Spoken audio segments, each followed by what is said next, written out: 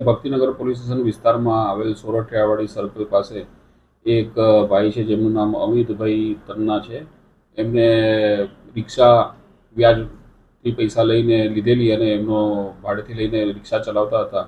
જે રિક્ષા જેમને વ્યાજ વટાવ કરતા હતા એ જયદીપભાઈ અને જયદીપભાઈના મામા પ્રવીણભાઈ એમની પાસેથી 1.5 લાખ રૂપિયા વ્યાજથી લીધેલા રિક્ષા લેવા માટે, અને એના હપ્તા નહીં ભરાવાના કારણે અને વચ્ચે કોરોના અને અન્ય પિતાજીની કેન્સરની બીમારીના કારણે પૈસા ન ભરવાના કારણે અને આ કામના સામાવાળા છે એ વારંવાર પ્રેશર કરતા હતા, જેના કારણે કંટાળી એમને આત્મહત્યા કરી લીધેલી છે અને દવા ખાઈને સોરઠિયાવાડી સર્કલ પાસે આત્મહત્યા કરેલી છે. તેમના કબજામાંથી સુસાઇડ નોટ મળેલ છે અને આ બાબતે એમને વિડીયો પણ કરેલ છે.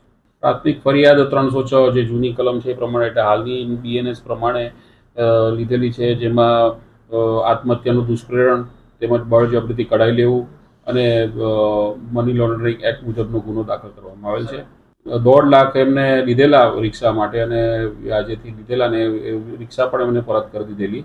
તેમ છતાં પણ આ કામના આરોપી છે એમને વારંવાર ત્રાસ આપતા હતા અને વધારે વ્યાજ માંગતા હતા, અને જેનાથી કંટાળીને આ આત્મહત્યા કરેલ છે. તેમજ એમને ચેક જે આપેલા એ ચેકનો બાઉન્સ થવાના કારણે જે કોર્ટમાં ફરિયાદ થયેલી નેગોશિયેબલ એક્ટ મુજબની, એમાં પણ આજે તારીખ મુદત હતી અને એનાથી કંટાળીને આ કૃત્ય કરેલ છે. આરોપી હાલ પોલીસ કબજા હેઠળ છે. એક આરોપી હાલ પોલીસ કબજા હેઠળ છે અને આગળની કાર્યવાહી કરવામાં આવશે.